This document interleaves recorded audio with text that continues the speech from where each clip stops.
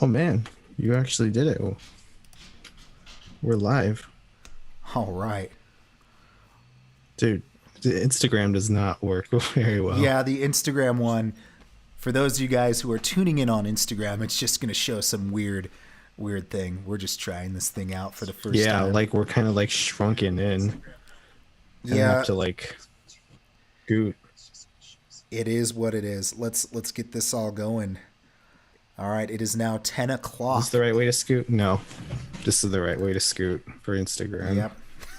we gotta come over here and kind of do our thing if we're gonna do this. Well, Yeah. it is now 10 o'clock. Hey, So I fancy guess seeing you on the side of the screen. there you go. There you go. I'm not going to do that. Hey, it is what it is. Well, welcome everyone. It is now 10 o'clock. It is December 31st, 2020. My name is Patrick, and who are you? Oh, I'm David. I briefly forgot you were talking to me. Yeah, hey, that My happens. bad. It totally happens. Well, welcome tonight. We're doing our little live stream here. We're just kind of testing things out. And, in the spirit of the New Year's Eve, we are going over just some of the things that have happened in the year 2020. And we just wanted to just talk with you guys. We wanted to have a discussion about just things that have been happening in our own lives. And for those of you who are watching us, things that may have been happening in your life as well. That is exactly right. Can you send me a link to our streams, by the way? Absolutely. So I can creep on our own stream. Absolutely. And I think I just did something weird with mine. It happens. Yeah, let's as we're doing this. Okay. I'm grabbing all that right now. Yep. Dude, we are so live. This Righty. is so crazy. We're as live as it gets. Huh? Yeah, absolutely. Perfect. Better than being half live, but that would be us For sure. For sure. cutting out a lot. All right. I found our YouTube stream Okay, yeah, that because I'm one's subscribed to you. yeah. And the Instagram one you have. Yeah, I do. Very Okay. cut off. Very cut off this first time around. So it'll definitely be, an indicator to see if we're gonna keep doing this or not for our live event or whatnot. It is what it is. Oh, All right. So yeah, there's the Facebook one. okay. I have them on And I just- mine. Yeah. And you said you're doing Twitch? Let's see here. Twitch, I'm trying to grab that. Okay. So that one is on. If you go to, I think it's Anthem Sky 1984, you'll find me on there. You want me to type your name? That's absurd. Yeah. Sorry about Hello, that. Amanda. What are your numbers? 224? Well, Or 1984 is basically mine, so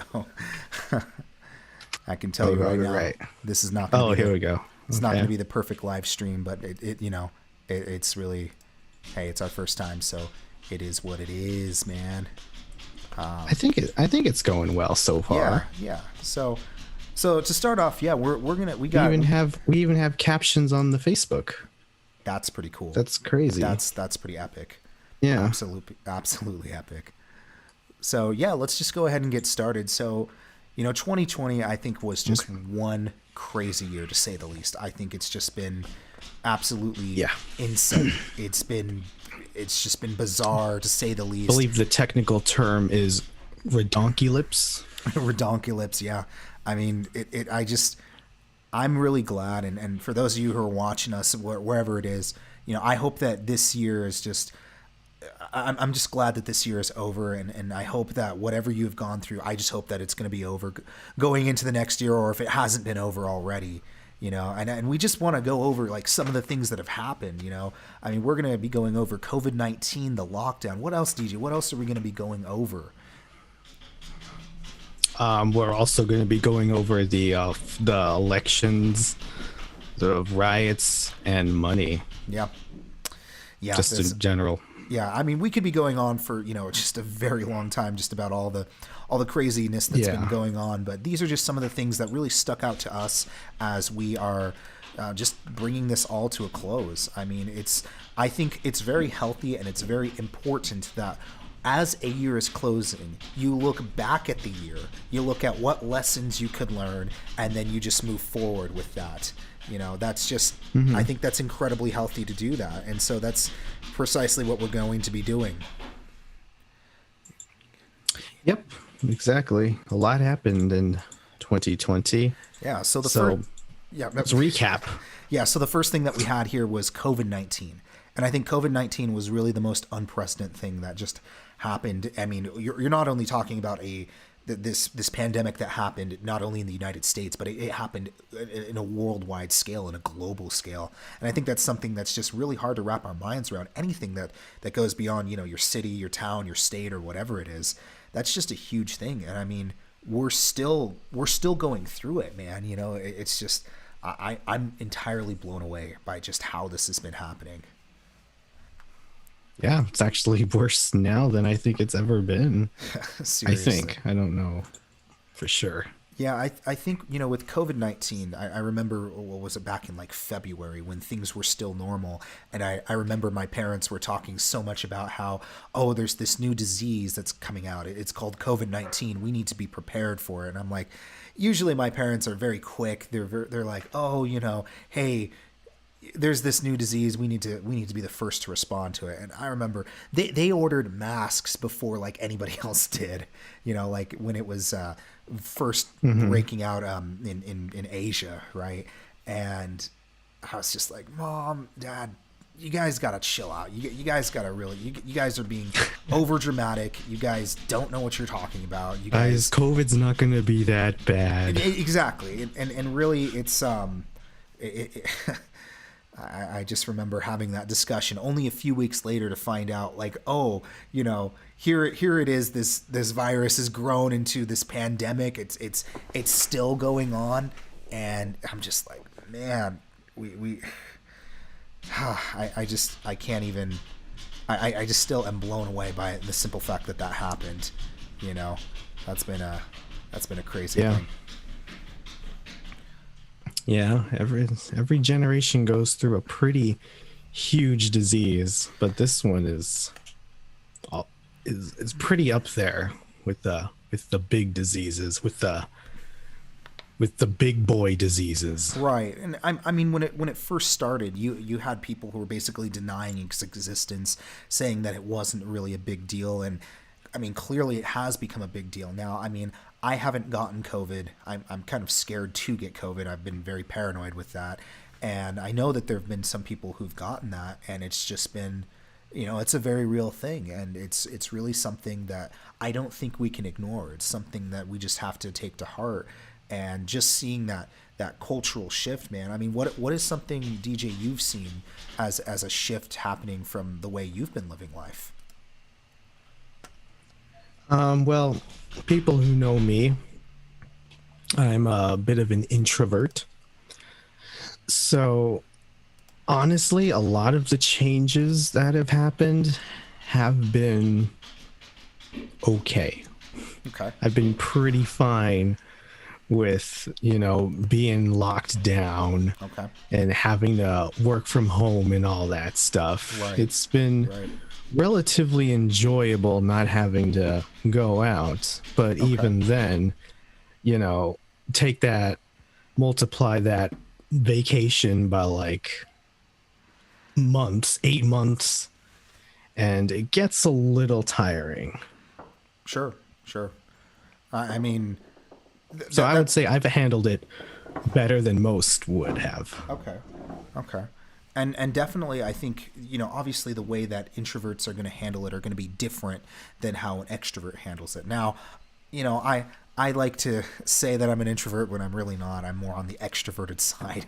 And I know for me speaking on that side, it's definitely been very hard because you get so used to doing things. You get used to spending time with your friends, with your family. You get used to going out, and going to movies, right? Going to concerts, going out to eat, and doing all those kind of things. And it just completely is like shut down. And it's like what was it the other day? I was looking at like what movie theaters are open, and it's like you're literally scrolling through all of these movie theaters that you used to go through, and now it's like, oh, they're closed, or oh, they are, there's only the drive-in theaters that are now open, and to me that's just really shocking seeing that. It's just that was something that was a shocker. Yeah, I do miss seeing a good movie at the movie theaters. With those reclinable seats and the surround sound system. Right. your popcorn experience and all that, that's definitely been something. It's been quite an experience in of itself. And a lot of people have been talking about this being a new normal. I mean, that's been something that we reflect on in 2020, where it's just like, whoa, how long is this going to go on? And for you guys who are watching or you're listening to this, I just really hope, and I pray for this. It's my hope, it's my dream that in 2021 this thing will just be eradicated. This thing will just disappear. This thing will just completely be gone. I mean, sure, we're going to remember it, but I just hope that we can go to some sort of decency with that. So he means COVID, not movie theaters. Oh no, not movie theaters. I mean, definitely COVID-19. I mean, there are some movie theaters I wish would close with the way they're poorly kept, but I don't wish ill of anyone. All joking aside, I hope that movie theaters don't go bankrupt. I hope that we can. If you have children, like I'm thinking of my son Aaron, I'm like, I would love for him to experience the theater.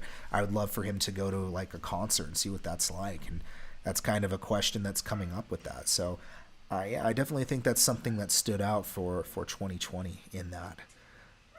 So next on the item, what do we got, DJ? Although one thing that one workaround that I've noticed they've been doing for movie theaters, the lack of movie theaters, is they've been releasing movies early on on whatever service you watch at home, like Disney Plus just straight releases their movies on their platform, because I mean obviously you pay a monthly subscription for that, right? But also just through cable, if you have anything like it's like video on demand or something like that.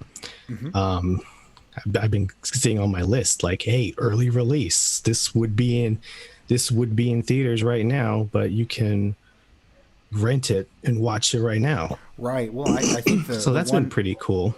The one movie that like really sticks out to me, I'm thinking of, I know that movie just came out. There was the Wonder Woman 1984. That one just came out, and then there was the other one. I think it was Mulan that recently just came out, and that was like the first of its kind, where it came out on Disney Plus only, and I think that's definitely going to be a framework for how movies are going to be working moving forward. And so that's. There's so much to this thing, it's like we haven't even felt the full scope of it. And, again, it's, I really hope that 2021 is going to be a much better year moving forward with this. Yeah, it's definitely been interesting seeing how people work around the regulations of not meeting up. Yeah, definitely. Looks like we have a comment from Crystal, who basically messaged us on Facebook.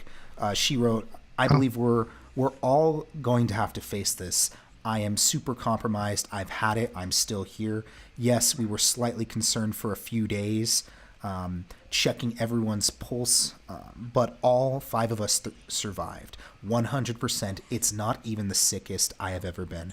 And granted, I definitely think that there's a lot of people who, like any disease, you have the flu, you have the common cold, you have a lot of these diseases that are out there that people just completely overreact to.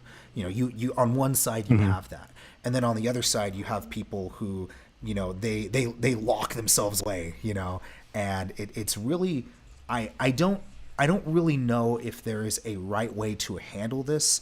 I know from like a Christian perspective, the way to handle it would be obviously to trust in God and to lean on Him for strength, lean on Him for His understanding, and to just, understand that no matter what happens, He's got your back. I completely, that's what I believe in, and that's what I condone. I promote that.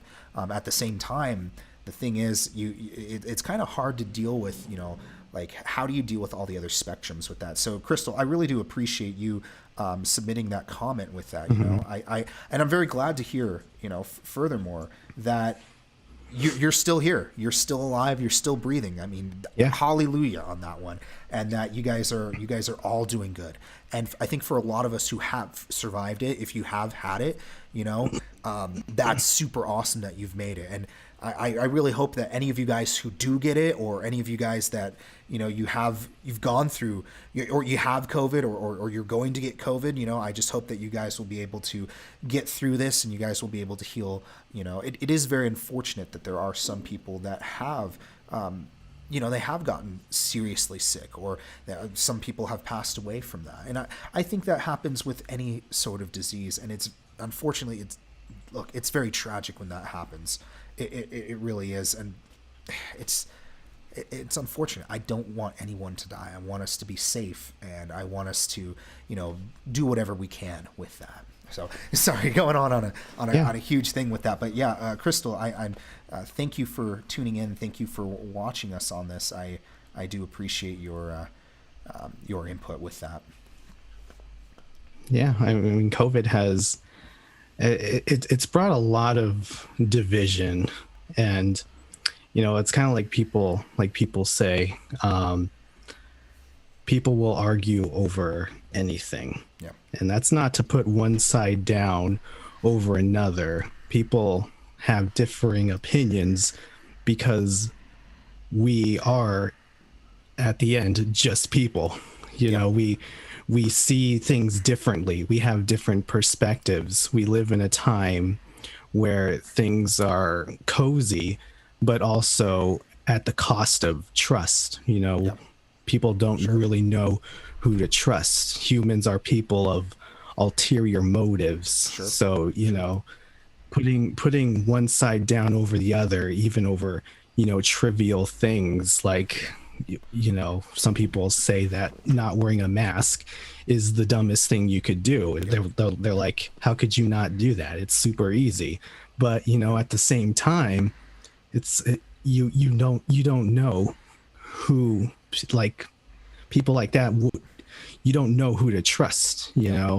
There's all sorts of different opinions out there. People get sick, but people don't die. COVID is a disease. People survive diseases, but at the same time, people are also dying. So it's brought a lot of division, as most things do.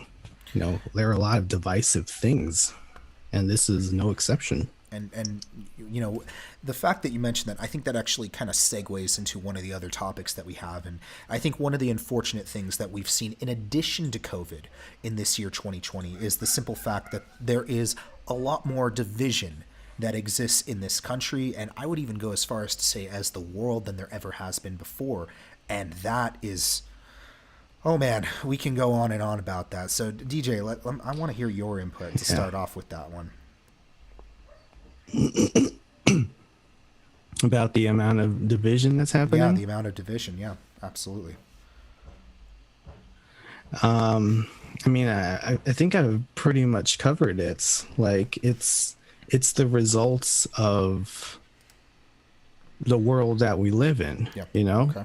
We have all this technology. We have the ease of access of everything in the palm of our hands. Right. But we all also know that we're sacrificing our security over that. Sure. We know nothing is free. We're all giving up something. The thing is, we don't always know what we're giving up, and that brings paranoia, that brings fear, that brings misunderstanding oftentimes. Yeah. And sure, at the end of it, people are just trying to survive. Yeah, it's definitely, I feel like nowadays, we're at a very interesting point in our life. We have all of this technology that we can use at our fingertips, like you're mentioning, DJ. The simple fact that we can even live stream this. I mean, we're streaming this thing to multiple different places right now. We're broadcasting to YouTube, we're broadcasting to Facebook, Twitch, and Instagram, and these are different platforms that is reaching far and wide. I can't help but think, but like 10 years ago, we wouldn't be able to do any of this technology, and it's such a blessing. It's such a wonderful thing to see that we have this technology at our fingertips, and let's use it for good instead of evil. And I think one of the big things that we have with our technology that we have is just this idea that, look, there's censorship that's going on. That's a very critical thing that has been happening, and I don't even know how to even begin how to handle that. That's a big issue. You also have people taking different sides of the spectrum. I feel like I almost sound like a conspiracy theorist as I'm saying this, but we've got to remember that we've got to use technology for good and not for evil. And unfortunately, yeah, there are people who are using it for evil, but we can combat that by using it for good. Yeah, it's a good point. A lot of opportunities with technology. Yeah.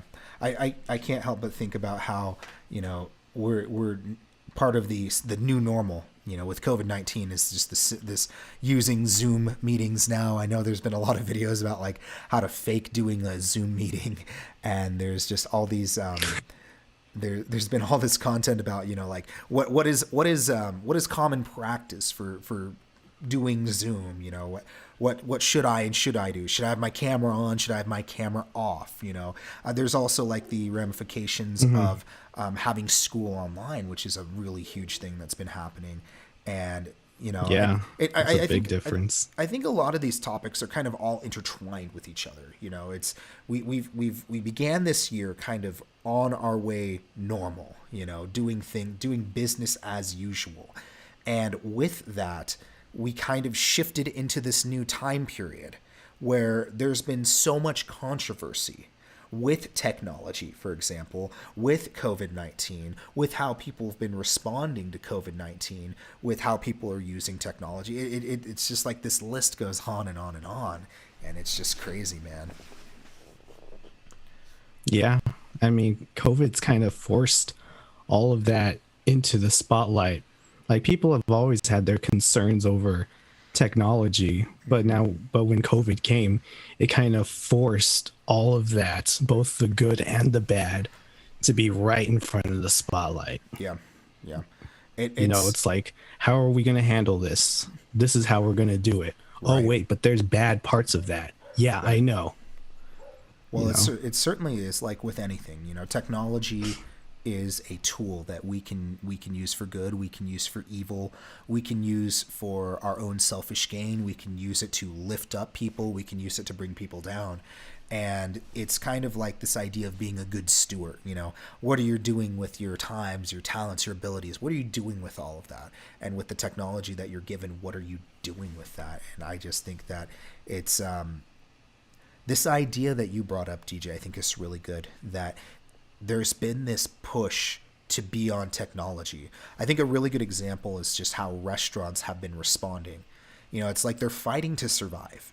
Your local sandwich shop, your local coffee shop, you can't, you're told you can't have indoor dining. You're told that, you have to socially distance and do all these parameters. And on the negative end, it's very hard for business to respond to that. On the positive end, you're finding businesses that are responding incredibly well with that. Yeah, that's true. It's about being adaptable. Yeah, definitely. Yeah, it's definitely about being adaptable. And I think some people, it's hard. I mean, some people it's very easy to adapt. Other times it's hard. I think, there's that saying that nobody likes change. I think it kind of depends on who you are. Some people are really good with change. They may not like it, but they can deal with it. Other people, I would say, can adapt very easily. I think it just really depends on the situation with that. And so, I think, man, there's been a lot of it with that. Have you seen, like, have you seen businesses, have you seen certain organizations respond really well with COVID-19? Um, I would say the businesses that have responded well are the businesses that are still have a very strong presence. Okay. The ones that are still advertising, because they, and when it comes down to it, they know how to, they either have or they know how to handle the money they have remaining, Right. whether that be through, let's be honest, dishonest gains Yeah. or Yeah. other, or like donations or something. Sure. Sure. I think that, having such a push that is a challenge. It's definitely hard. I don't run a business. I don't run the local sandwich shop, but I would imagine that you got to get real creative really quickly. You got to think of how can you, deliver, how can you, send your food delivery services, your Uber Eats and whatnot. How can you do that? Or if you're, a local restaurant, how can I do outside dining? How can I really find ways where people can take things to go? And I know I'm using a restaurant as an example. I actually feel like restaurants are probably one of the most severely hit markets that are out there. And Yeah. I just, Probably not the best example of a thriving business. yeah, I think some businesses, like your locally run businesses, they might have their first online shop. They might be able to competitively go in. You might be a soap making business. You might be, a craft business or something, and you finally set up your store. But I think that, do you think every business can adapt to online technology now, or do you think that's just, what are your thoughts on that? That's a pretty good question. Man, adapting is a very scary word for, I think, everyone, Yeah. because it completely throws everything we know in for a loop. Yeah. But can every business be adapted to online technology? I would say in a way you can. Some businesses may need to think outside the box, maybe more so than others. Like say Instacart. Instacart kind of blew up. Yeah. But who would think that like a couple years ago, you could pay to have someone do your grocery shopping for you. Yeah. And like, it's sure it may sound pretty common now, but a few years ago that's kind of an absurd idea. Yeah. So something, I think any business could adapt. It just depends on how they do it, Right. and Right. how well they pull it off. Yeah. Execution as well. And certainly I would say if you're watching this and you run, let's say you're running the local church, or you're running a local business, or you're doing your side hustle or whatever it is, don't be afraid to ask for help for someone who may be well versed in technology. It's like, I'm kind of shifting over to churches. I've seen how some churches, they literally just, they grab a phone and they they start broadcasting, and that's literally what they do. And that's great that they're doing that. There are some churches, there are some businesses out there that they don't know how to do that. And I would definitely advise, try to find anybody. It could be a young, I guess we're not young anymore, David. But like, I was going to say, I'm pretty young, I was going actually. to say a young millennial, but we're not. Go find a Gen Zer, or go find someone from Generation Alpha who can help you with technology. You obviously may know somebody who has young kids, and if you don't, then feel free to ask around. You ask people, like, hey, do you know someone who's really young who knows how to use TikTok? Do you know someone who knows how to use Instagram or whatnot? That they could help you. They could be that key. Give them $5 or give them a coffee or something. Maybe not if they're too young, but just give them some sort of incentive for that. I mean, I'm sure some kid would be like, hey, Yeah. I would love to help you set up a Twitter. I'd love to help you set up an Instagram or whatever that is, and then you're able to just move forward with that. To me, that seems like you just have to think differently when you adapt to that. There's a famous saying out there that I kind of want to share with you guys as we're going forth. We're now at 1 hour and 30 minutes as we're counting this time down. If you guys don't know what PAD means, by the way, it's Patrick and David. I do not have a middle name A. Okay, so we're just testing out names as we're doing this. But the thing is, I think that, and also, just kidding. The real meaning is a secret that we'll never reveal. Yes, I'm just kidding. It's Good. That's a good joke, Patrick. that'll throw him off. Yeah, that'll throw him off. Yeah, it's some strange letters and some strange reasons behind that. And so, yeah, only to be revealed on the final episode. Oh yes, precisely with that. And so, but I think that we should. There's a famous saying that I've heard quite a few times, and it's not what happens to us, it's how we respond to what happens to us.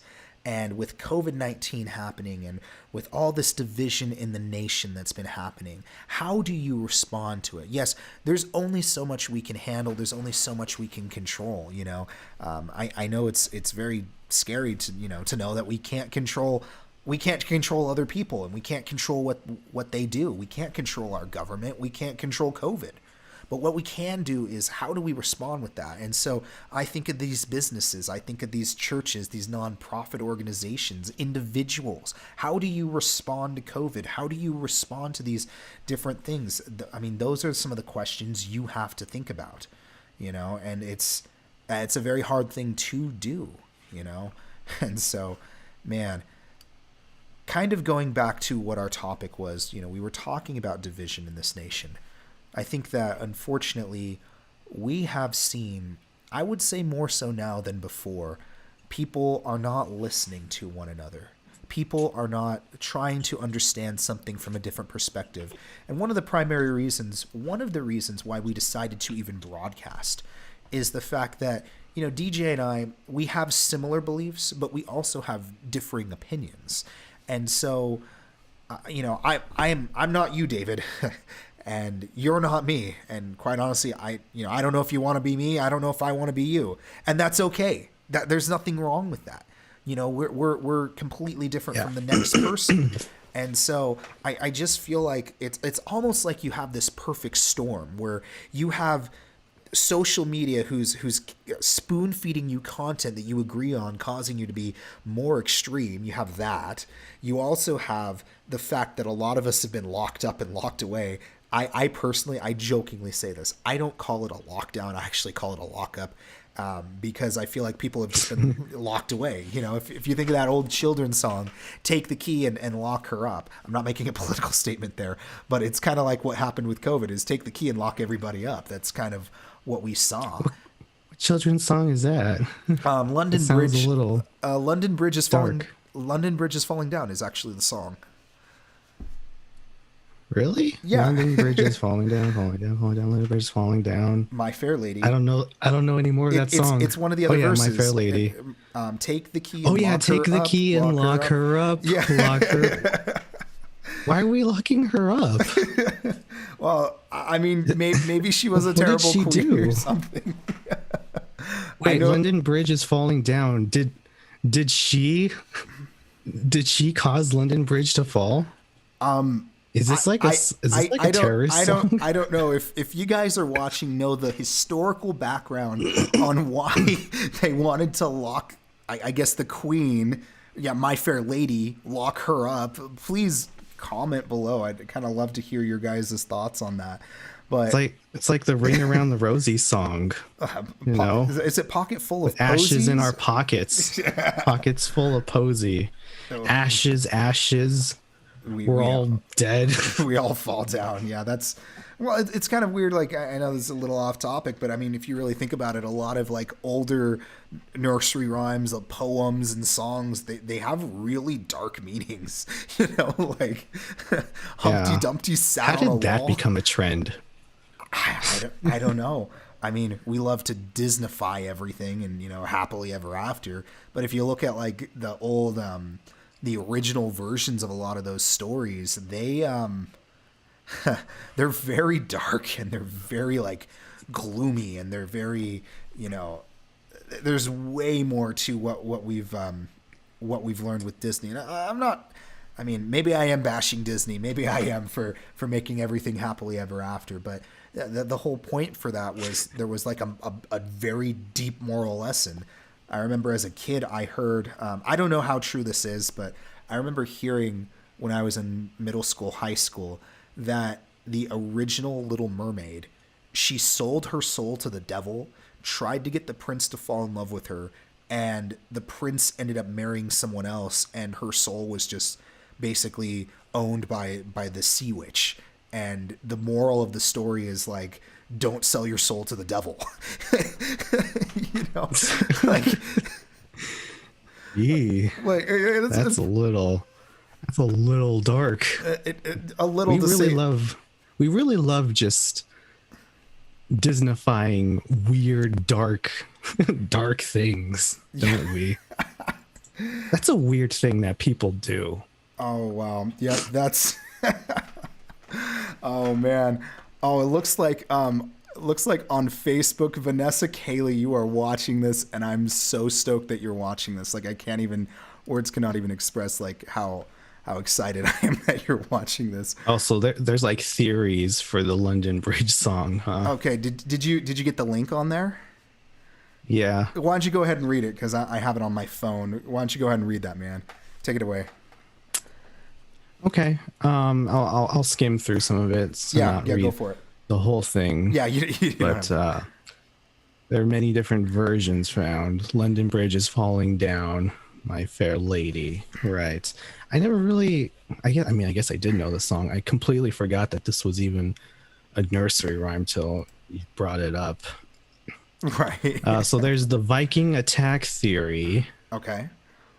Heimskringla is a collection of sagas about Norwegian kings written in Old Norse by the poet. Okay. A 19th century translation has a similar nursery rhyme we know today. London Bridge is broken down, gold is won, and bright renown. Shields resounding, war horns sounding. Hild is shouting in the din, arrows singing, mail coats ringing. Odin makes Tsar Olaf win. Huh. Wow. That's interesting. That is very Was interesting. I supposed to sing that? No, you don't have to sing that, DJ. But Vanessa, I do want to thank you for sending that. It looks like we do have other comments on here on our Facebook. It looks like Facebook's been our most reaction on here, and that's, hey, there's nothing wrong with that. John Cindy Kendrick commented, glad to hear another daily dose on life. Yeah, it happens. I got a lot to say, I guess. Your name pun? Yeah. Do you get a lot of puns on your name? For daily, not so much. I've had a lot of people like come up with nicknames for Patrick, but for daily, not so much. Yeah, not as much. So people don't joke with you on your last name being a common word. They get on you for Patrick, a very common and straightforward name. So I mean, kind of a funny backstory is, the simple fact that I have a very Irish name. And, I've met people from Ireland who have read my name and they're like, whoa, you're like John Smith for Ireland. I'm like, thanks. I don't know how to react to that, but that's kind of cool. It is what it is. But it looks like Crystal Pewterbaugh wrote, I hate the saying, we're in this together. I have never felt more alone in my life. And, that's,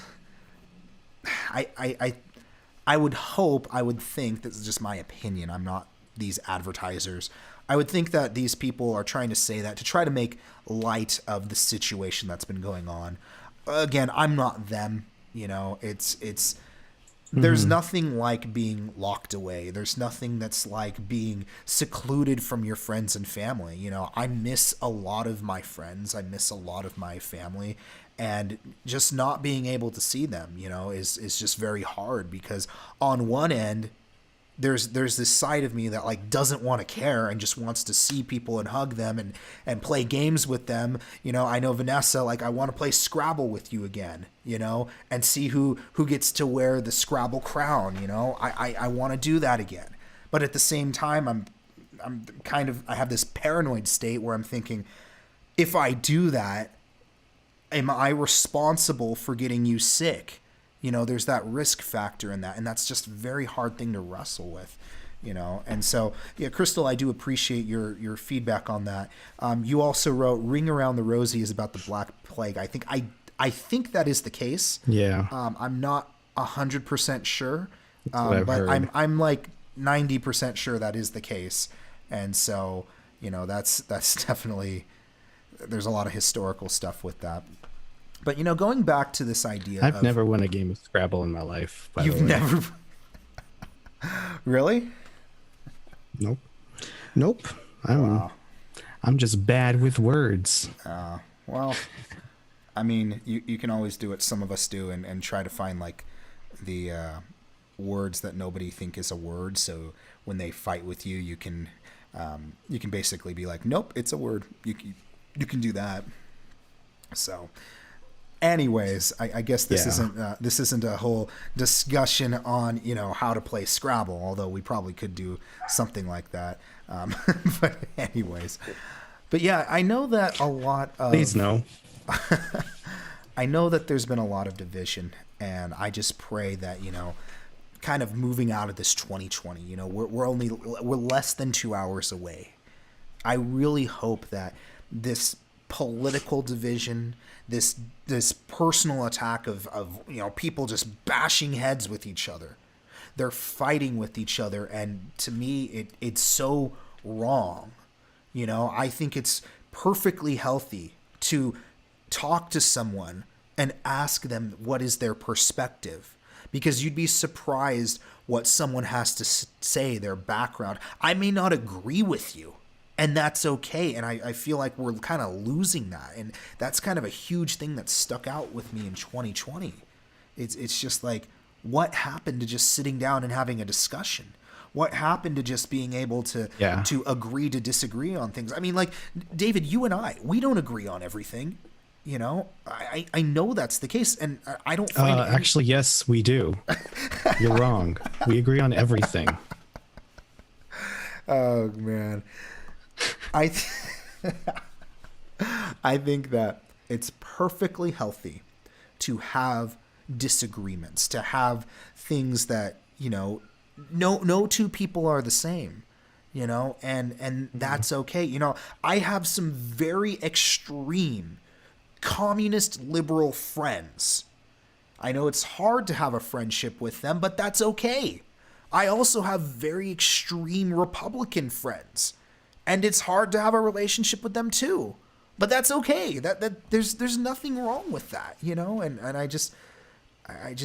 I've felt like that's something that's changed. Have you felt like that's been something that's been changing, like the whole dynamic with that? Yeah. I don't even really have an answer for it either, but I have noticed that, there's less understanding. There's less putting yourself in other people's shoes now, and more fighting to get your view across instead. Definitely. Yeah, I don't think a lot of people are addressing that, and that kind of bothers me. It's finding things that you do agree on and working with that is great. Trying to find out, well, why don't you believe that? And I know that's hard because, quite honestly, there's a famous quote that a lot of people don't know why people believe what they believe. And I think sometimes it's okay to ask those questions, like if you're a Republican, why do you believe in, let's say taxes is the thing. Why do you believe in having taxes a certain way? Or if you're a liberal, why do you like having taxes a certain way? Those are the kind of questions that I think are very important so that you can understand their perspective. And I think we can find common ground. I still believe in that. But I don't understand why there's this cultural push to push people away. It's almost as though there is, I know, again, I sound like a conspiracy theorist when I say this, but it's almost like there's this push to keep us away from each other so that we're in our own little bubble, being fed content that we only agree with, so that we can look at the other side and see them as the enemy and see them and seek out to destroy them in the process. I don't know. Do I sound crazy when I'm saying that? I mean, for those of you who are watching that, like, does that sound pretty spot on, or do I sound like I'm a conspiracy theorist? I think a lot of that is a result of just general confirmation bias. Yeah. You know, whether you believe one thing or another, if you get in a group of people who believe similar things, the more radical thinkers will start to permeate your own opinions, whether they be yours or not. We kind of, as people, take on the views of people around us. Yeah. Confirmation and bias. With social media now, everybody's connected. The most radical person in the world can reach anybody. So yeah, it's kind of just a natural result. Yeah, it certainly is. And I hope, for those of you guys who are watching this, that you guys contribute to the solution and not the problem, that you find a way to try to understand people. I love how scripture always talks about loving one another as Christ has loved us. And I just think about that. That is a challenge, and it's very hard to do. It can be very hard to do. I mean, how do you love your enemies? How do you do that? That's a challenge, I think, for all of us to do. And turning the other cheek, that's a hard one. But I think, it's. Mm-hmm. I really hope for you guys who are listening to this that, again, you guys will contribute to a solution and not the problem. Don't try to tear people down. Don't try to, you're liberal and you're stupid, or you're conservative and you're stupid. Like, maybe they are, okay? Maybe they are, but you still can be the better person. You still can try to understand them, especially if they're a good friend of yours. Especially if there's someone who you may have butt heads with a lot. And so maybe, I'm not going to tell you guys what to do, but that might be a good idea for something to think about for a New Year's resolution. And I know that's something I'm going to be working on. So. Yeah, that's very true. So we also have on here, we have the fires. DJ, can you take that away? Jeez, the fires seem like so long ago. Just the beginning of the. That was how 2020 started off, with the Australian fires and the California fires. Nothing's really different there. Right. But yeah, there was a point in this year where we thought the whole world was going to burn down. And I guess it did, just in a different sense, in a metaphorical sense. Yep. Yeah, but yeah, it feels like such a long time ago. Yeah. Who would have known that it would have gotten a lot worse? Yeah, I think that, one of the hard things is just how it seems like with California, it's always burning up, and I know that it's rough. Like, I'm trying to think of a year when we didn't have a fire. do you remember? I'm trying. I mean, first off, it was hard to remember the fire, but the other thing is, like, trying to remember when there wasn't a fire was another thing. Yeah. Always burning up. I'm surprised there's still California left. Yeah. And I mean, I know that this topic in of itself can go into environmental stuff, and it can go into a lot. Look, it's it's unfortunate that there's a lot of these fires. I would never wish for anyone's house to burn down or for these fires to happen. It's just like I wish that clearly there is an environmental issue. I don't know the full scope of that, but I just hope there could be a way that we could fix it. I don't know the answers. I'm not an environmentalist. I don't have the answers to that. I just hope that there is some sort of solution to that. Yeah. If we can stop. Well, it's not even people. It's just nature, the sun. Yeah. The sun can stop being so dang hot. Maybe Let's just blame it on the these sun. problems. Definitely. I'm down. Definitely. What's the sun gonna do about it, huh? Mr. Some more Stun, fire? Mr. Golden Sun, since we're talking about nursery rhymes and whatnot.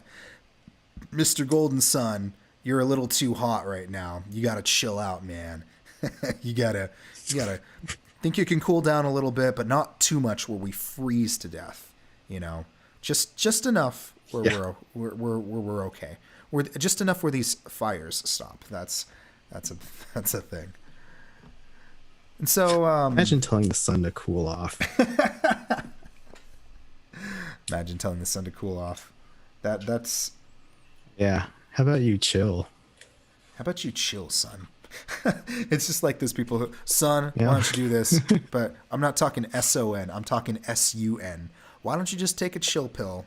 Okay, just cool it down a little bit. We got these fires in California. Can you just help us out a little bit? Yeah. Yeah, And then the sun responds, okay, and then everyone freezes. And everyone dies. Yeah, that's crazy. Well, moving on to the next thing Yeah. here, we have another thing that stood out is the election, and I know that bringing this up is gonna Yeah, Patrick, what are cause you some doing? opinions here, but I think that to kind of put it at a broad view, there definitely was a lot of controversy in this election. I didn't create these systems for voting. I didn't, I'm not in control of any of that.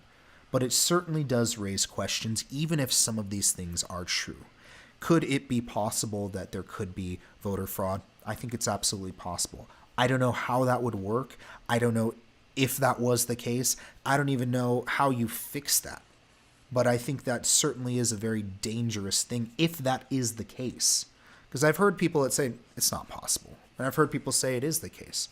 I don't know, and it's not only did we have that as an issue, we also had this idea of this political division during the election, where you had people who, are basically saying Trump is the best candidate. You had people saying Biden was the best candidate. You had people on a different side of the spectrum looking at what is the best for what they felt is the best candidate for this country. Mm-hmm.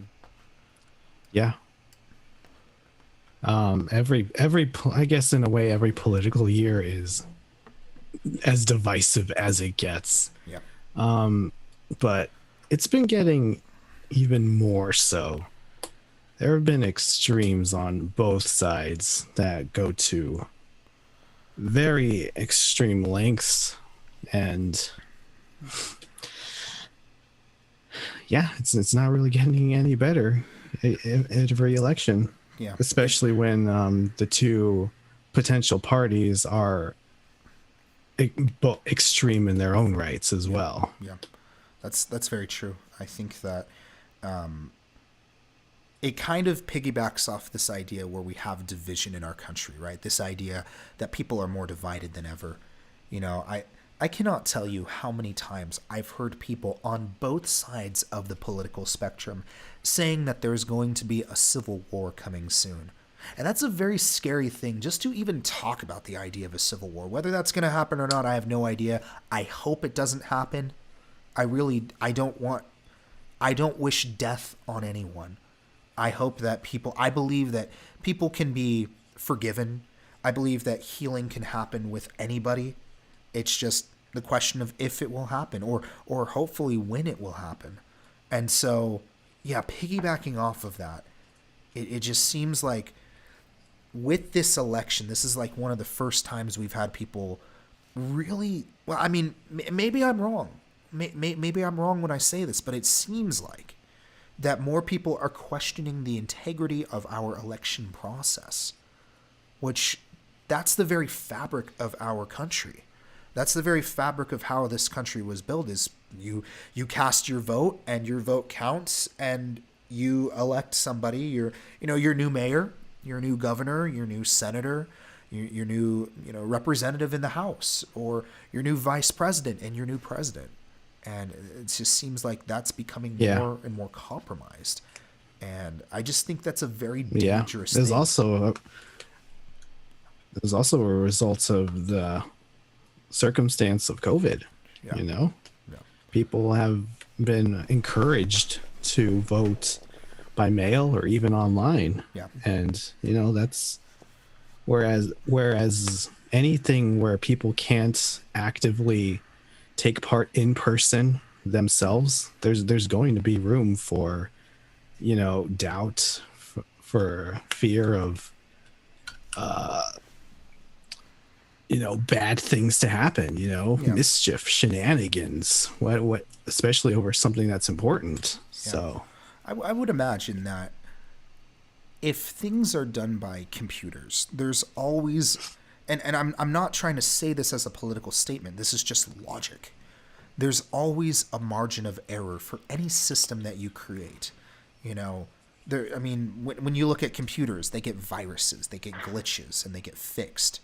And could it be possible that someone could plug in something and rig an election? I think it is possible. I don't even know how you begin to verify that. I don't even know how you catch that, And I don't really know the solution to that. I mean, I would think logically that physical ballots would be the way to go, but the moment I say that, there's going to be people that's going to say, well, no, the digital ballots are effective because, you may have a faster turnout of the results. And so it's just, it's really, this is one of those things where technology, I don't know how we would even have a solution to that. I really don't. Yeah, there's pros and cons to each of those, whether in person, mail, or online. Yeah. I mean, there's not going to be any foolproof method. Yeah. People like to stick to people feel the in-person ballots are the safest because it's been, like I said, you can be there in person, and also it's been the longest running method to vote. Yeah. Like it hasn't failed us yet, so. Yeah, yet is the key word on that, because I do imagine that technically, I guess for any democratic election where somebody they cast their vote in the the box, their little voting box thing, I guess there's always going to be a margin of error. There's always possibility where fraud, be that way back in the day or during Roman times or whatever. I'm sure there's always going to be a margin of error. There's always going to be a possibility where fraud and corruption can happen. And unfortunately, that is what you got when you're dealing with human beings. There's people are driven by greed. As a Christian, I believe that people are driven by their sin nature. I happen to call it greed at times because I think a lot of people are very thirsty for power, and it's so. Do I think this election was rigged? I don't know. I don't even want to begin answering that. I think it's possible, though. I definitely. Yeah. Yeah. No one can say for sure whether or not some shenanigans have happened. People can only suspect. Well, yeah, and I think kind of to piggyback off that, how do you fix that? Once you lose trust in your vote, how do you even go back to the way it was? Or how do you, I don't even know the answer to that, And so. Yeah, I think that's where people start getting the idea of, the Civil War. Yeah. a complete reformation of our government, of our voting system, gerrymandering, all that.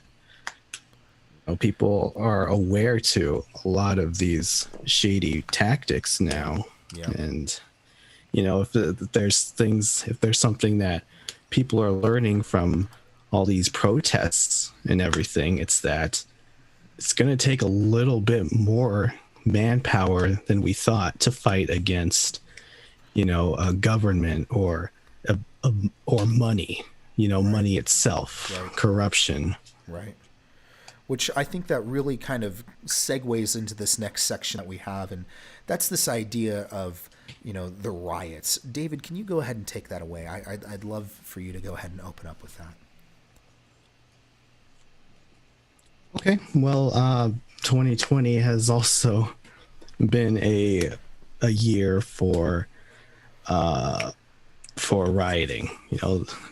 Among the time of COVID, people have witnessed a lot of injustice against, a lot of abuse of power, and with thanks to social media, these things can be at the front of everybody's mind. They can be broadcasted instantly as soon as they happen. Right. So that's not to say that these things have been appearing now, like things are bad now. Mm-hmm. We're just being more aware of how frequent they happen and to what extremities they happen at. Right. And people, when people see this,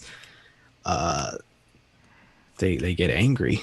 When when they don't trust the higher ups to do what we want them to, like punish correctly, then it's like, what else do they do? Yeah. They protest. Yeah, and I mean, look, with what happened with George Floyd, that was tragic to say the least. That should have never happened. And I know just even mentioning the name George Floyd opens a can of worms.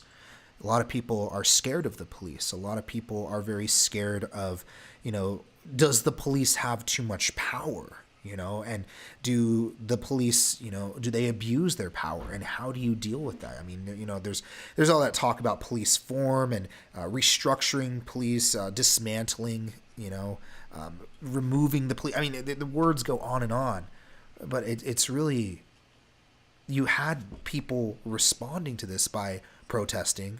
They were protesting with that.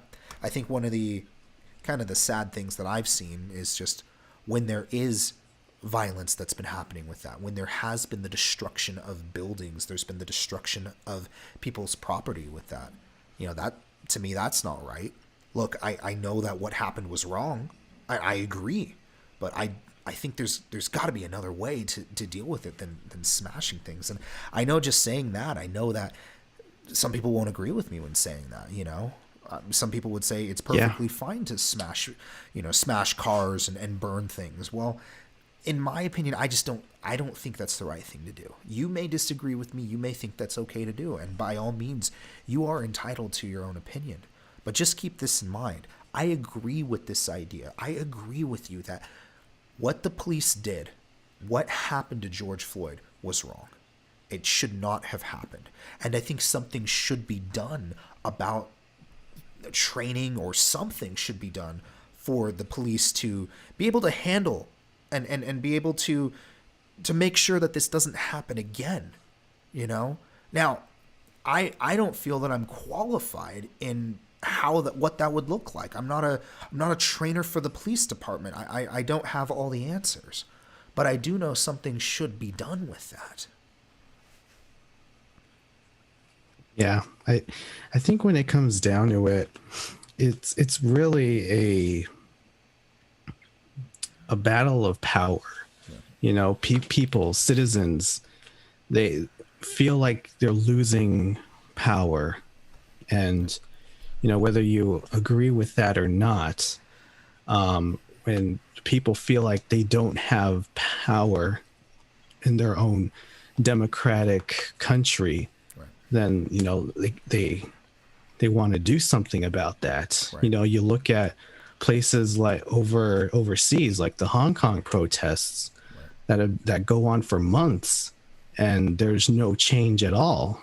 Nothing changes, and you see that happening over here in the U.S. and that freaks people out. And it's like, wait, we need to have power. How much power does the government have against us? Right. How much corruption is money doing to our politicians and our fat cats in corporate, Fat cats in corporate. I love it. Yeah. Well, I think you touch on a lot of different things here. I think there's a much greater problem, and that is, what do you do when you have power? I know that's kind of a philosophical approach. Oh God, Patrick, you're taking the philosophical spiritual approach, but that's just who I am. I think when you have so much power at your disposal, are you going to use that for good, or are you going to use that for evil? I remember once reading a book. I don't remember what book. You know me, DJ. I read too many books. But I remember reading a book. I remember reading a book that basically said along the lines with who you are as a person when you are in a position of power, or you become wealthy, or you become famous. Who you are before then becomes magnified. So, and I know some people may disagree with that. I'm just saying what the book said. And the idea is that if you were a criminal prior to becoming famous, you are more likely to continue criminal behavior when you're famous, when you're wealthy, or when you're powerful. And I wonder if that's the case. I wonder if a lot of these people who are in positions of power, are they good people or are they bad people? What are they, who were they before? And, you obviously can't figure that out. We obviously don't know the answer to that. But I definitely think that when someone has a lot of power like that, there is always that possibility that they can abuse their power. Because I know there's some people who argue, well, we need to give more power to the people. Well, can't the people abuse their power?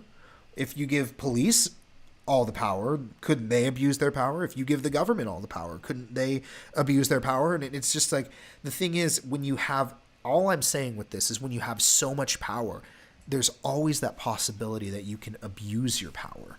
And so that's just, that's my 2 cents on that. But I really think that this is a kind of a, who are they? What do they believe in? I know with the whole George Floyd thing, it brought up the question of racism, and look, I'm not going to go on systemic racism. I'm going to say I'm ignorant. I don't know everything about systemic racism. I don't know everything about what a lot of people have told me about it. And what I will say, though, is that we have to deal with the moral character of people, who they are as a person, how they use their power. We've got to find a way to have people maybe not have so much power, and maybe with what power they have, they use it for good. And I don't know what that looks like, but that's just kind of, I guess that's me wishfully thinking. That's me kind of dreaming a little bit, if you will. I don't know the right answer to this, but I definitely think that, we've got to find a way to make sure that people who are in positions of power, politicians, your elected officials, your police officers, whoever they are, we got to find a way to hold them accountable. Yeah, they should be.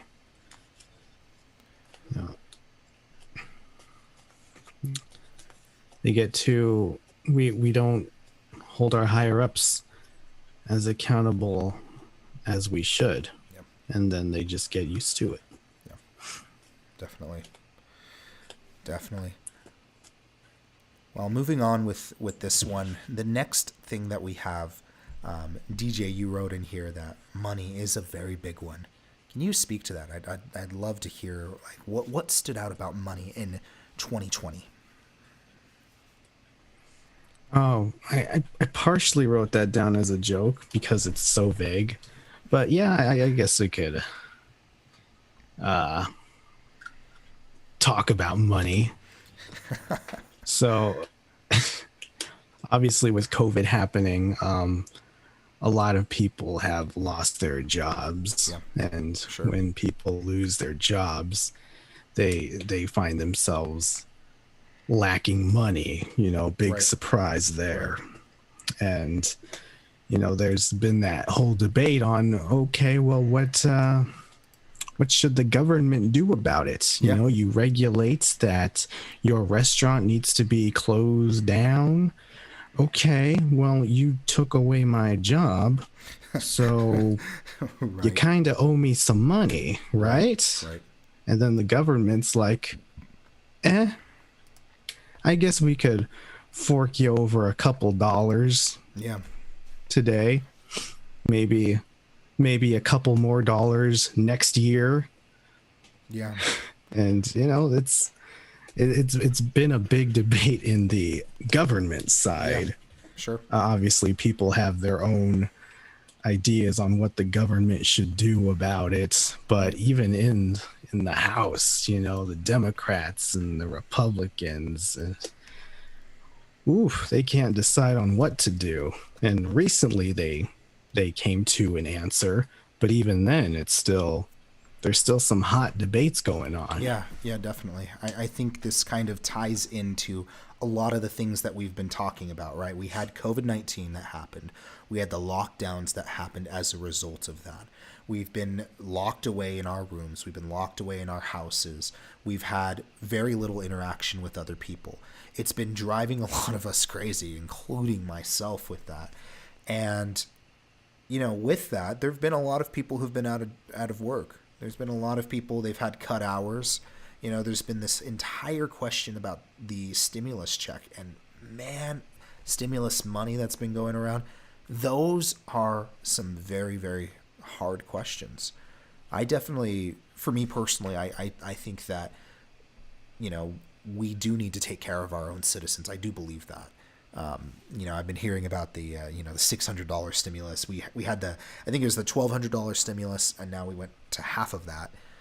I mean, I think we should have at least done another 1,200 with that. I mean, look, I'm not going to go into the frequency or how much it should have been, but I at least think it should have been the same amount that we had prior. And it seems like that's been a very, very hot topic.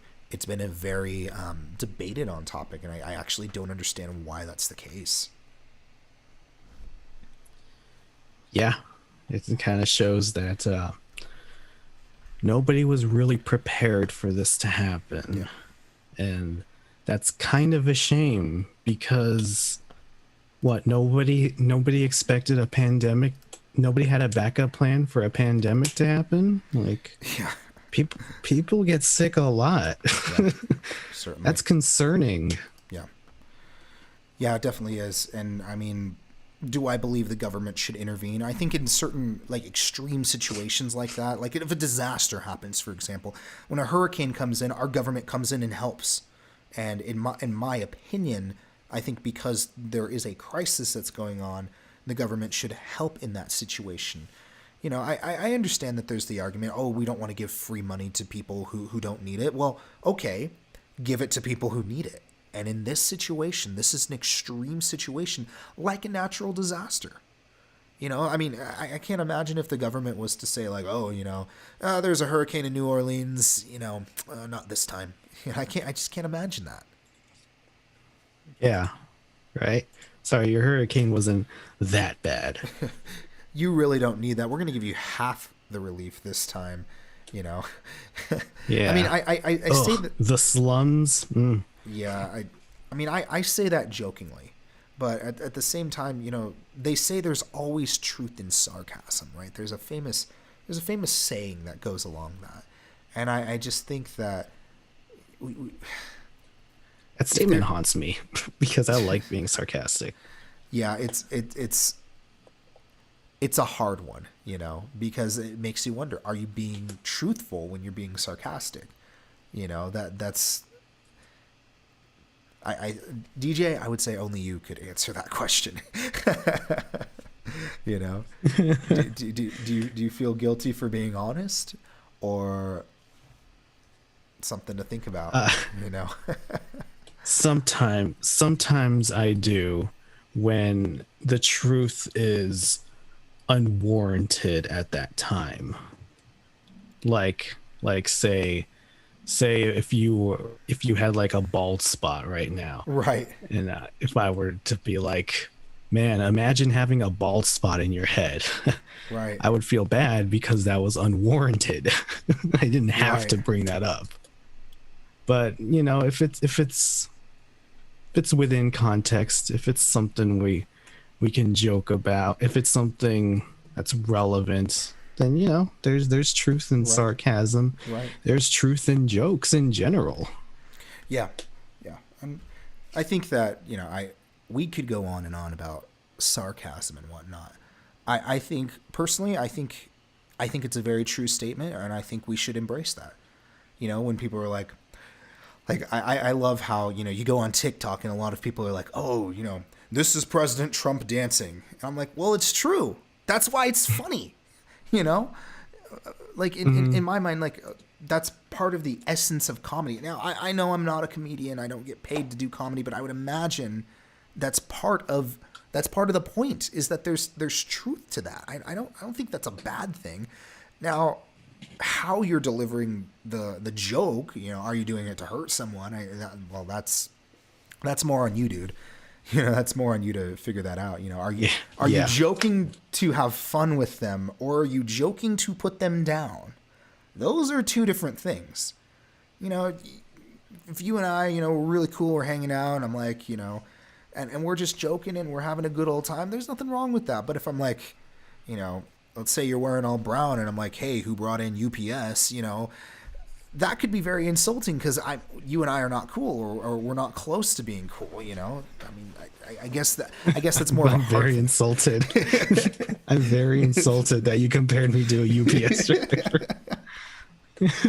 Yeah, definitely. But yeah, I didn't make up that joke, you guys. If you're watching or listening, I remember that joke from an I'm gonna date myself right here, from an episode of, you know, those they're not rap battles, but they were like Yo Mama jokes. You remember, like, they used to have shows like that. Yeah. So there was one episode where a guy was wearing, you know, his hat. He was like in baggy clothes and he wore all brown, and the person who was going against him was like, yo, who brought in UPS? And that was like the funniest thing I've ever heard in my life at that time, at least. And so I just kind of hung on to that joke because I thought it's a funny joke to bring up just out of the blue. Yeah. Like, what? Are you thinking about UPS? Oh, I mean, to be fair, their uniform is all brown. Now, unfortunately, you're not wearing all brown, DJ. You're wearing what is it? I don't know what color you're wearing. Are you wearing gray? Yeah. Okay, you're wearing like a gray, and I'm wearing, I don't even know what my color is. It's like a grayish blue. It's like a blue. Yeah, kind of a blue. It's a fashion blue. A fashion blue. Oh, I love gray. You love gray. That's your favorite color. So. Yeah. Okay. It's not my favorite color. It's my favorite color to wear. It's your favorite color to wear. Okay. Gotcha. Yeah. So, going back to money here, I think that, you know, we could go on and on and on and on about, you know, who's being an idiot for not passing the stimulus, or he was right or he was wrong, and she said this and she said that. I mean, I think, you know, at the heart of it all, when there's a crisis, you got to help people. I think that's really, I know that for me, that's what I believe in. I mean, DJ, I mean, do you agree with that? Does your opinion differ on that? No, I mean, that's pretty standard human compassion at the epitome. Okay. If you can help someone, help someone. You should. Yeah, I would just say these times are very extreme, and, you know, a lot of people are out of work. A lot of people, their hours are cut. You know, just help them out. Help them out until we can get out of this, then be on our way. I'm not saying, you know, give everyone $1 million, just because we can, and we're going to give everyone $1 million every day forever. I'm not saying that. I'm saying here's a critical time. People are very vulnerable. Help them out. That's it. That's all I've got to say about that. Yep. And so that's true. Moving on with this. So we are 40 minutes until 2021. So most of our broadcast has been talking about 2020 going to a closing. And unfortunately, you guys, I'm sure if you're anything like me, which none of you all are, no, I'm just kidding. I think we can all agree that this year has been bad, just to say the least. Some people would say this is the worst year of their life, and I would say it's probably, I don't know if it was the worst year of my life, but I would say it was a very, very bad year. I would say it's probably one of the worst I've had.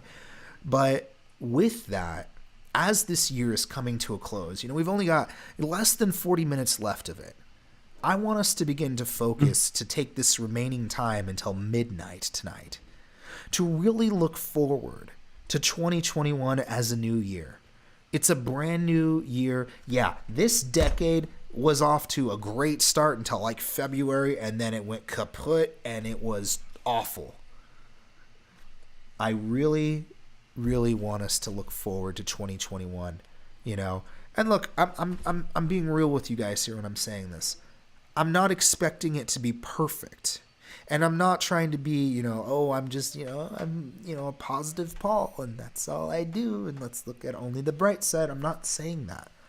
I'm saying we can look forward to 2021. I know it's probably going to be hard, just like how 2020 was.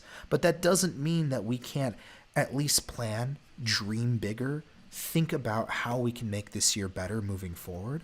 We absolutely can. And so, yeah, with that, 2021 is about to start. So what are we looking for? Yeah. Not like 2021 isn't going to fix everything all by itself, but yeah, the best we can do is to take what we've learned from 2020 and hopefully use it to make the next year better. Have you seen the meme of people being depressed because 2021 is like can be spelled out like 2021 WON? No, I haven't seen that. Yeah. I mean, I guess in a way, yeah, that's accurate, but all years win. It's called time. We can't beat time. yeah. I think that, one of the things that we wrote on here, because we wrote our little list of things that stood out to us and of 2020 and things that stood out to us in 2021, or things that we're looking forward to, not things that stand out. We haven't lived 2021 yet. But I think one of the things I would definitely say we're looking for is good news, better news. Unfortunately, we have this constant bombardment of negativity about how bad the president is, how everything's rigged, and how, like there's no good news in the media. There's also they say that news profits off of fears. Yeah. So, and it's sad because, I would imagine that the ramifications of having negative mainstream media is very, very detrimental to overall holistic health, to mental health, to emotional health, to I can't imagine the scope of psychological damage that happens because the news media is so negative, because it pushes this, you need to be afraid, you need to live in fear, that's just me being nice about it. The fact that you can, if you do one thing wrong in the media, that they will hold that against you for your entire existence, and then they will still talk about it. It is remarkable. I mean, maybe that's not the right word. It's insanity, to say the least. And Yeah. I You know, would. you brought something up real quick Yeah. that how we were talking about how one of the issues is that people don't hold our higher ups accountable Yeah. for, you know, corruption, political corruption, or Yeah. all that stuff. But ironically, on the other side of that, we've had the biggest year of cancel culture. Yeah. You know, a celebrity does something wrong Yeah. and they're out. Yeah. People riot for them to lose their jobs, stop supporting, and you know, that's taken the absolute extreme opposite Yeah. of, you know, it's like there's no balance to it. Yeah. You know, Certainly. we can, if we can't reach the people that have money in the political scheme, we can reach the people who aren't in politics, who can't fend for themselves as much. Yeah. Yeah. I mean, the whole thing with cancel culture is it's very interesting because, you know, am I condoning, you know, the racist remarks or the bad things they said about people? I'm not condoning that at all. What I am suggesting is that, you know, you got to allow for people to seek forgiveness. You got to allow for people to apologize. You got to allow for people to really make amends. We're human. Look, even with this broadcast right now, I'm sure there people can be like, "Oh, you know, David said this out of context. Oh, Patrick said this out of context." You know, and it's like you can't say anything right. You can't do anything right. And that's beyond idiotic, you know? It's really that's so frustrating. You know? I mean, now Yeah. if they're truly like being divisive and you know, they're not repenting and they're not confessing and they're not owning up to their mistakes, that's one thing. But at least give them the opportunity to speak to that. You know, or it's like, you know, let's say you said something that was, you know, you said something that was rude or uncalled for. And later on, you're like, you know what? I said that, dude. I'm really sorry. I would think we would live in a culture where people would allow for that, where people would say, you know what? You did wrong. You apologized for it, and that's great. Thank you so much for apologizing and owning up for it. We still love you. You know, I'm still a fan of your music. I'm still a fan of your acting. Not, you did one thing wrong. You will never be a musician again. You will never be an actor again. Like, that's sad. You know? Yeah. That's so... Yeah.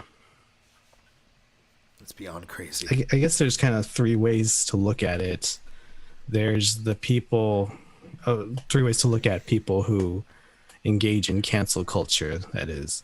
There's the people who bring up legitimate issues, Right. where, you know, somebody is really doing something wrong and they need to, you know, be reprimanded. They should not be allowed to have a career anymore. They should not be idolized anymore, I should say, because of these bad things they've done. There's plenty of celebrities that fall. I'm not going to name any names, but we can all think of some celebrities that have had their stories revealed to be quite bad. There's legitimate issues. There's the white knights who blow up something that isn't that big of a deal and won't accept a compromise. Right. And there's the people who are just bored. You know, they see something happening and they want to have a voice. They want to have power to do something. So they jump on a bandwagon without really knowing much. Yeah. And, you know, play a part in something. Yeah. Definitely. Definitely. So we are hoping for good news, better news. Let's give people an opportunity. Let's forgive people for the wrong that they've done. Look, I make mistakes all the time. I'm human, and I hope What? to God I'm not canceled. And DJ, well, I know you're perfect, so you don't have to worry about Yeah, it. clearly. You I'm know, shocked that you're not. Why am I even here? I don't know. I appreciate your generosity coming here. But the thing is, we're all human. Let's give people the opportunity to forgive, to be forgiven. I don't know the heart of why people say certain things or do certain things. And granted, there are some people who will argue that there are things that can be done that are unforgivable. Well, I would say in some very extreme cases that's true. But you still allow for them, even though, look, I'm not condoning wrong they've done, just at least give them the opportunity to be forgiven. Forgive and forget, and that's hard to do. I mean, I'm a Christian. I identify as a Christian. I'm telling you, that's hard to do. There are people that don't have done wrong to me, and how hard it is for me to forgive them, let alone forget what they've done. I can forgive, but forgetting, Yeah. that's hard to do. And so that's something we've got to be a light in the darkness in that.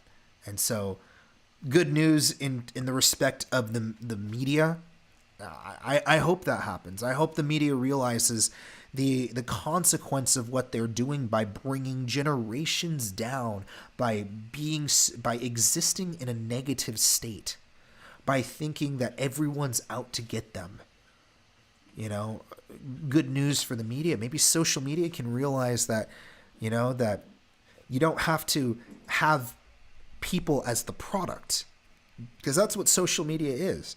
You are the product, and you're being advertised to. I know that's a huge conspiracy or whatnot, but I believe that. I think it's a very big possibility, and so. Yeah. I wish, I kind of miss the old internet before it became this propaganda machine where it was just, you just went on Facebook and you just shared photos of your cat. Whatever happened to the old YouTube where you just had cat videos before they started deplatforming everything? I miss that. I mean, the old YouTube saying used to be broadcast yourself. I don't even think that's what it is anymore. And I just hope we can. I don't know. I just wish we have good news. I guess with popularity, the more popularity, with great popularity comes great regulations. I believe that's what Peter Parker's grandfather said before he died in that car accident. Yes, definitely. The other thing that we're wishing, gosh, we have less than 30 minutes left here, is the end of COVID. Man. Yeah. That's all we need to say about it. It's just end this long thing. disease. Yeah. I mean, look. Yep. But with pandemics, it's got to make its way around. That's how viruses work. Yeah. That's how diseases work. They spread and they don't stop. Yeah. Unfortunately, we don't know how long this is going to go for. We don't know how bad it's going to get. I mean, I hate reading the news. I hate being bombarded by media, but I have heard that people say that the worst is about to come. That's really scary, but let's keep moving forward. Let's hope, let's pray for a better day. Because look, we all got to hang on to hope. We've all got to hang on to that which is higher than all this stuff on the earth. We've got to do that. I'm going all spiritual here by saying this, but it's true though. I mean, yeah, it's true. We got to look beyond what we see. Yeah. I mean, there's even, talk about the vaccine, and I hope that the vaccine works and people, can have the vaccine and they're fine. I hope that is the case. I don't know, but I think I hope for, and DJ, I know you hope for as well, the end of COVID. You know, I mean, do you think, DJ, things will go back to normal completely? COVID has been a very big game changer, Yeah. in part thanks to technology. So I think a good chunk of things will go back to normal. But I mean, I think some things are going to change Right. forever, whether that be for the good or for the bad. Right. Can't say yet. I just hope that we get to a better sense of normalcy. You know, I personally don't think things will ever go back to the way they were. And that's because we've all went through a very drastic and delicate time. You know, I'm not saying that as a bad thing. Let's learn from this pandemic. Let's learn if there ever is another pandemic, or there's, you know, if there's something worse that happens, we at least know how we can deal with this moving forward. You know, I just realized that Crystal's been messaging me, so I want to read a couple of the things that she's written here. Crystal, you've been the most interactive, and I appreciate you for writing this. You know, she wrote on here, most people want to not agree to disagree anymore. It all seems to be more about how they feel and being politically correct. Truth is truth, no matter how you feel. And, you know, I know that first part of that sentence. I think that's very true. A lot of people, they don't want to agree to disagree. And, you know, you do everything you can on your end. How they handle you, how they deal with you, that's on them.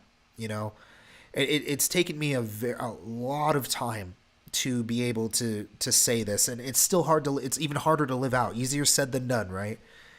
That how you react, that's on you. You know, I have my opinion, and you have yours, and I'm very sorry if you can't ever, if you can't even agree to disagree, man. Then look, there's nothing I can do about that. You know, I'll tell you, DJ. Yeah, exactly. I mean, I've lost friends because of what I believe. I've lost friends because of the fact that I ask questions, and I'm sure any of you guys that are listening, any of you guys that are watching, you probably have or will lose friends because of what you believe in. Be that if you're a Christian, if you are Muslim, if you're Jewish, if you're a Republican. I know I've lost Republican friends because I'm not extreme enough. I've lost liberal friends because I'm not extreme enough. And, you know, it's like, I'm sorry we can't agree.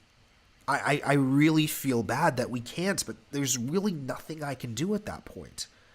And so, Crystal, I do appreciate that. And, you know, you go on further to say, it all seems to be more about how they feel and being politically correct. Truth is truth no matter how you feel. You know, I think that you're touching on a very, very, very good topic, and I wish we had more time to delve into that. But I will say this much. A lot of people are very emotionally driven. A lot of people are. And you have to account for that. You have to be able to figure out when someone, look, if someone lost a job, they're going to be thinking emotionally, and you have to figure out how to accommodate. If you find someone that only deals with emotions, they're only reacting, right? Then that's something entirely different. And so I think it really does depend on the situation. There is something that I will say this to you, Crystal, and something that kind of I've learned in the classes and the books that I've read, that, gosh, I have a stuffed nose. I'm so sorry. That you better not be sick.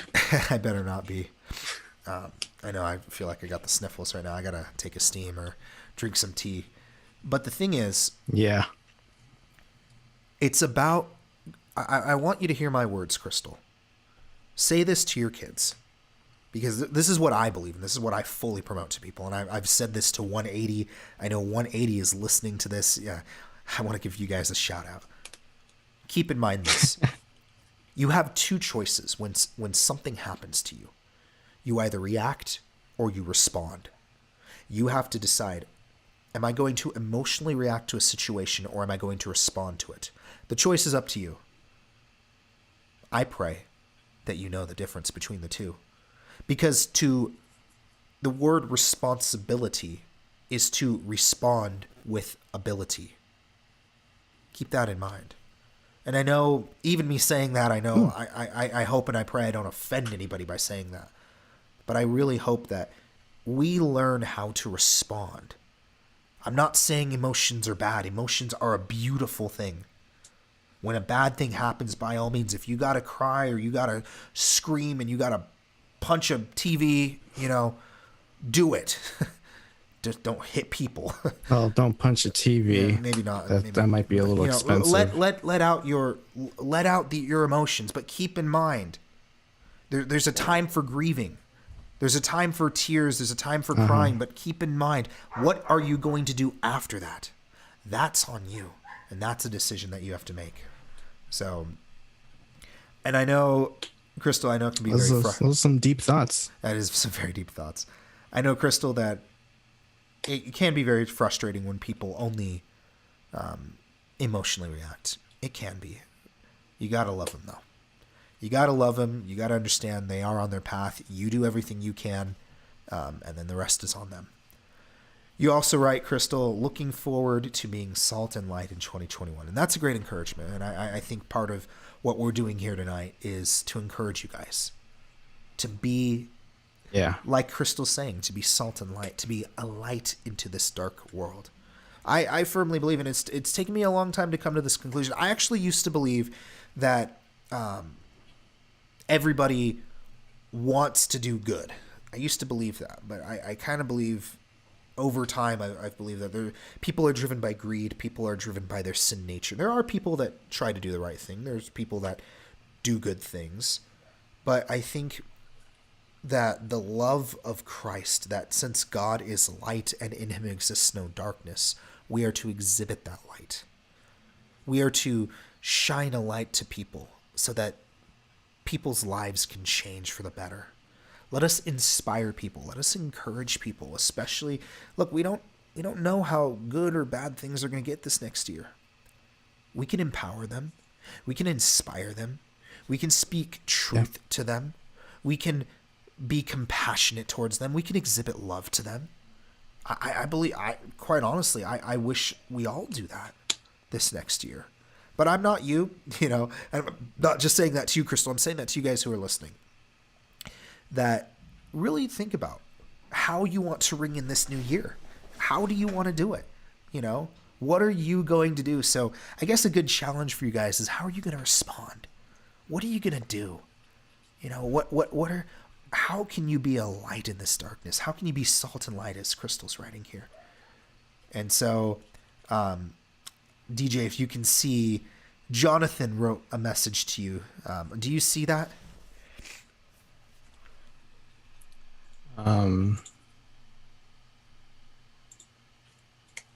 Oh, yes. Hello, Jonathan. So I guess Jonathan is saying hi, and thank you for tuning in and watching us, Jonathan. We do appreciate you watching this. This is just really our first time doing this. We're testing this out. We'll see what happens. We might start doing this once a week. We might, I don't know. This may be our only time. We'll just see how this all is going to turn out. And so, good old test stream. So we've been talking about, we're hoping for good news. We're hoping for the end of COVID. And we're hoping for peace now. Man, DJ, I'm going to let you take the floor on this one. Go for it. On what, peace? On peace, man. The general topic, peace. Yeah, I love it. All right. I hope one day that we'll have peace. That's good. That's deep, man. Oh, is that good?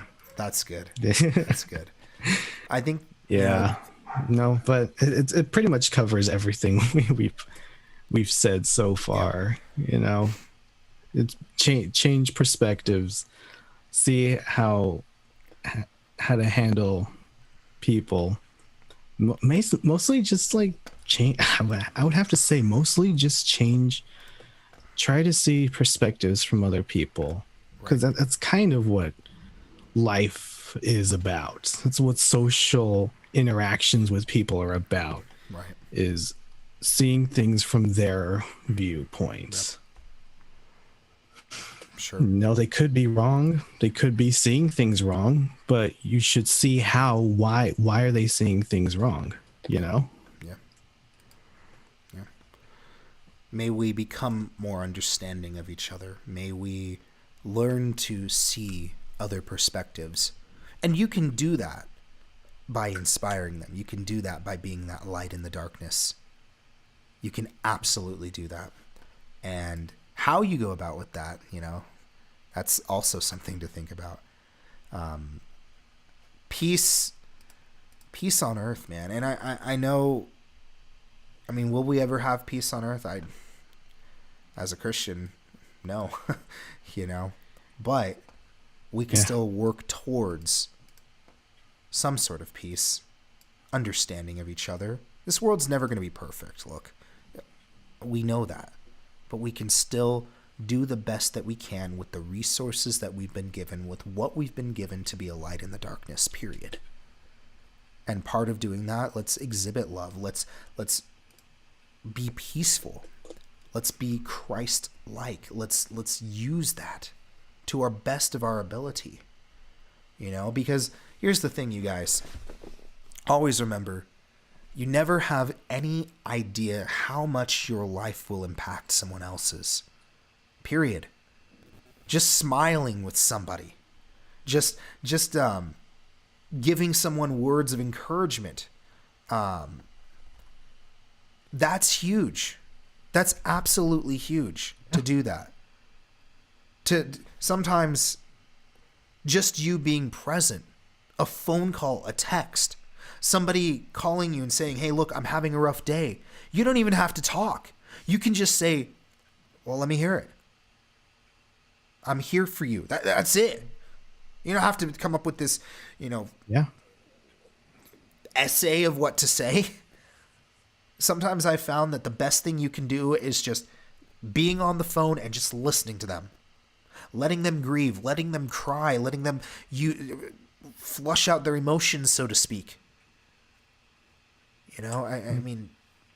Yeah, sometimes don't underestimate how powerful your small little friendly or compassionate exchanges can go for. Right. You know, a lot of people they develop they go into these slumps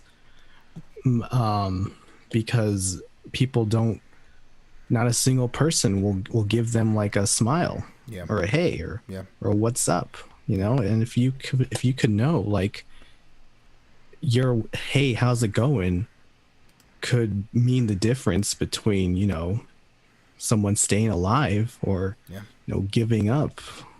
You know, you never know what that small little thing could do. Yeah, we've just got to do it, you guys. And I really hope that in this year 2021 you guys do that. You guys can be that beacon of hope. You can be that light in the darkness. You can be the salt and light to others. And I pray about that. You know, look, it's always interesting when we start a new year. You know, we're usually, I'm speaking for myself, I'm absolutely optimistic, but I know, like any year, there's going to be good things and there's going to be bad things. And we've just got to keep moving forward. We've got to find people that can encourage us and we can encourage. We've got to be able to not be alone.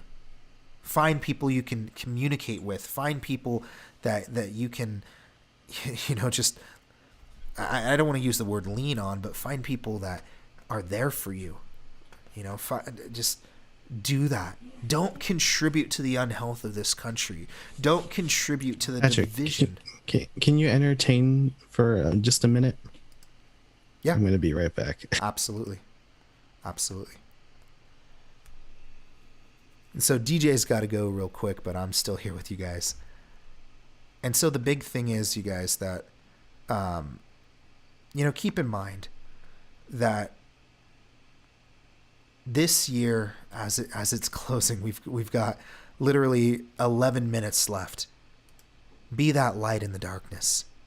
Be there for other people. Exhibit compassion. Show love to others, just as Christ has shown to us. I love being a Christian because I love what Scripture says. I love the gospel story, and I just love how we are to love other people. We are to encourage, empower, and inspire other people, to lead them to live better, to find truth, to seek light, to seek first the kingdom. And so I just pray that for all of you guys who are listening, you guys, let's say goodbye to 2020. Let's ring in the new year. Let's focus on a better day, even though not every day is going to be perfect. No year is going to be perfect. No day is going to be perfect. But all we can do is just the best that we can.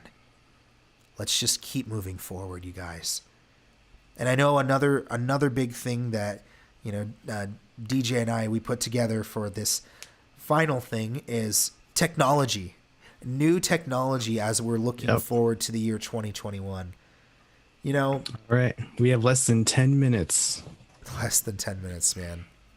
So looking forward to technology, I know I've got a lot to say about it, so let me just say this much. Technology is not a bad thing. I know that with COVID and with a lot of the things that have been happening, people have been saying, I wish I could see you in person, but I only get to see you, I only get to hear your voice through a phone call, or I get to see you through a video chat or a text message, and I miss you and I want to see you in person. Let me tell you something. Nothing replaces the physically being there. But with technology, we at least have something. And that something is better than nothing. Because if this COVID-19 happened 20 years ago, we wouldn't even have this technology that we have right now. The ability to broadcast like we're doing right now, to live stream with other people, is incredible. The ability to be able to just, we can reach further and wider than we ever could before. And to me, that is a blessing. And count your blessings, you guys. Mm-hmm. So looking forward to new technology, better ways to communicate. Yeah, it doesn't replace the personal touch. I agree, quite honestly. I agree with you. It doesn't change that. Keep this in mind, though. Technology is not bad. It's what you do with the technology that matters. That's a huge thing, you guys. Yeah, that's true. Technology is always advancing. So, people in the future are gonna say the same thing. But we're always going to be in the best because of technology. We're always going to be in the most comfortable generation there is. Yeah. We're always going to be the smartest generation there is because of all the things that we have. And, it's just going to get better. Whether that be too better, AI taking over, Skynet, Terminator, looking for right. John Connor. Every day that passes by, it seems a little more likely to happen. Yeah. But, until that day happens, it's just advancing for the better. Yeah. Overall, I know, we're getting our information stolen. Yeah. All the time and all that stuff, and right. With more technology there are more general security issues to be aware of, especially with hackers and all that stuff. Security and our personality online is becoming more and more important. But if people keep that in mind, they protect their online identities and all this stuff. You follow the proper procedures that you should do online, then technology is only going to help for the most part. Certainly. Yeah, I mean, technology is such a huge part of our lives. Like anything, there's pros and cons to it.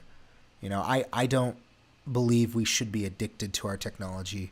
I seem to have, I guess, a more optimistic view of technology. The way, and for you younger folk who are watching or listening here, there was a time when the internet was very different.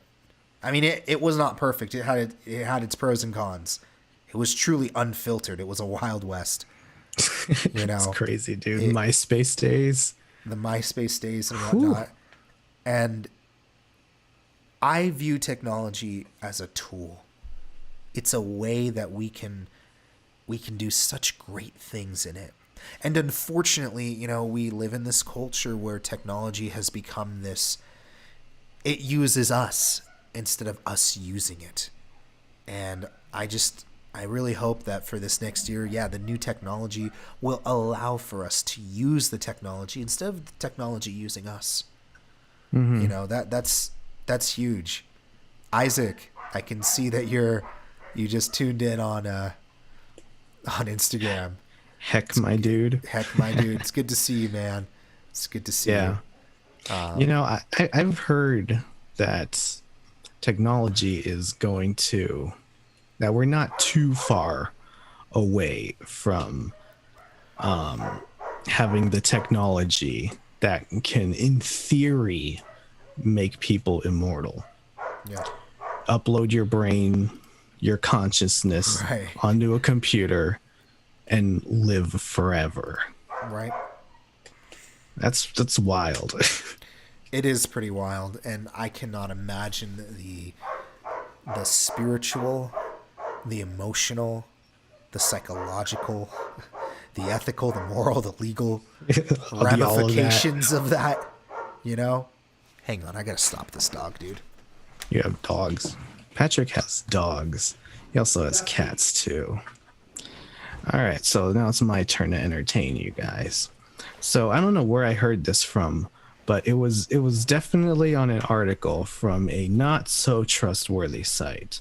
So take that technological idea with a grain of salt. Right. Sorry, I'm back. Hey. But we only got 3 minutes left. We got 3 minutes left. Well, as we're exiting and we're leaving 2020, I hope that, you know what? I'll tell you what. In the comments section, in the chat room, or wherever you guys are watching, what are you guys hoping for this new year? We got a couple minutes left here of 2020. What do you guys want to do this year? What are you looking forward to? You know, I know this wasn't all roses and daisies. I know we talked about some intense stuff. And quite frankly, we talked about very controversial stuff. But we want to be real with you guys. You know, so I want to ask you guys, what are you looking forward to this forward? What are you looking for to this next year? I'd love to hear your guys' comments on that. And I know New Year's resolutions are pretty cliche. Yeah. But what's a realistic New Year's resolution you could do? What's something small that you could try to change? You know, maybe not, you know, lose 100 pounds, but how about like 5? Right. How about trying to eat a little healthier, trying to go out at least once a week? Maybe it's something as simple as, you know, taking a shower. You know, some people struggle with different things. So if you're struggling through things, you know, any little positive can be a resolution. Yeah. You know? Absolutely. So many resolutions that are out there. Something that it looks like Eric Newcomb, that's Amber's dad, my father-in-law. watching this here. It says, "You never know who the angel is that we entertain."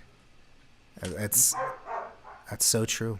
You know, we never know whose lives we're going to impact, who the angel is we're going to entertain. We never know that. So just do the right thing. Be that light in the darkness. That's so big. And yeah, that's a good one. You know, just look. We got 30 seconds here, you guys. So I want to say from the bottom of my heart, you know, I want to say Happy New Year's to you guys. Let's say goodbye to 2020. Let's look at 2021 as hopefully a better year. Let's do the best that we can. Let's do everything in excellence. Let's keep moving forward, you guys. Let's encourage each other and lift each other up. And so with that, let's ring in the new year. Happy New Year. Happy New Year, you guys. And I know both of us, we just want to say, why is the timer going the other way? You see that? No, I see the timer displaying 3 different times, but on my clock, it's the new year. Yeah, it's going up. Well, that's kind of weird. Let me change that. Looks like your dog. It sounds like your dog is pretty happy, man. Yeah, seriously, I know. You know what it is? It's the probably all the fireworks and whatnot. Oh yeah, we got some here too. Yep. It is, even though they're illegal. Illegal, quote unquote. Yeah. Right. Well, like I said, I just want to say, you guys, thank you so much for tuning in. I really appreciate you guys, your support. I appreciate you guys watching us and just really tuning in and having a good time. I know that timer's going up, whatever. It is what it is. I guess that means 1 minute, 30 seconds. Fine. Yeah. In the a minute year. in the new year. Yeah. It is what it is. Maybe they'll keep that going the entire year. Yeah, there you go. So, yeah, like I said, from the bottom of my heart, and I know, DJ, you're saying the same thing. Thank you guys for tuning in. Happy New Year. Here's to 2021. And with that, we're out. See ya.